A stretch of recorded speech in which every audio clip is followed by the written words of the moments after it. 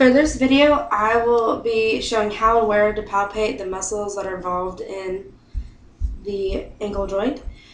First off, we have the tibialis anterior, which is the first muscle on the lateral side of the anterior tibial border, and it is palpated during active ankle dorsiflexion. So that was where you bring your foot up closer to your ankle, and you could palpate it right in there. Next is the extensor digitorum longus, and it's the second muscle on the lateral side of the anterior border.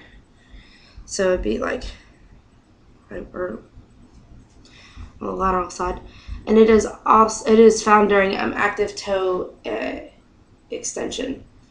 So that would be where you would bring the toes up, extend them out. I guess at least you'd be able to palpate it on the side of your lower extremity leg. Then we have the peroneus longus, which is under the lateral side of the tibia, and it is palpated during eversion.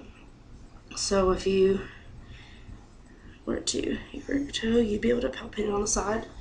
Then they have the peroneus brevis, which is immediately deep anteriorly and posteriorly on the peroneus longus. So it's just underneath the peroneus longus, and it is also palpated during active eversion. Then they have the soleus, and it is posteriorly under the gastric nemius on the medial lateral side of the lower leg. So on either side of the gastrocnemius, on the back side is where it is. And it is found during knee flexion at 90 degrees, and then active plantar flexing. So that would be where you would extend your foot. You'll be able to feel it.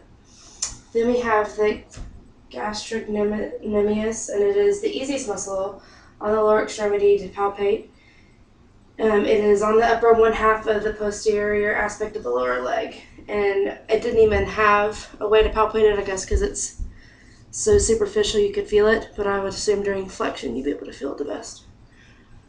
Then there's the extensor hallucis longus, and it is from the dorsal aspect of the great toe to just lateral the tibialis anterior and medial to the extensor digitorum longus on the anterior ankle.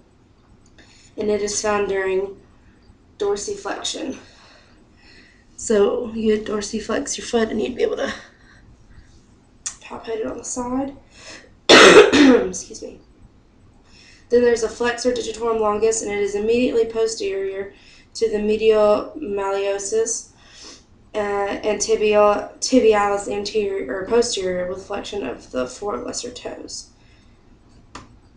So you would flex your four lesser toes, and that's how you'd be able to palpate it. And then lastly,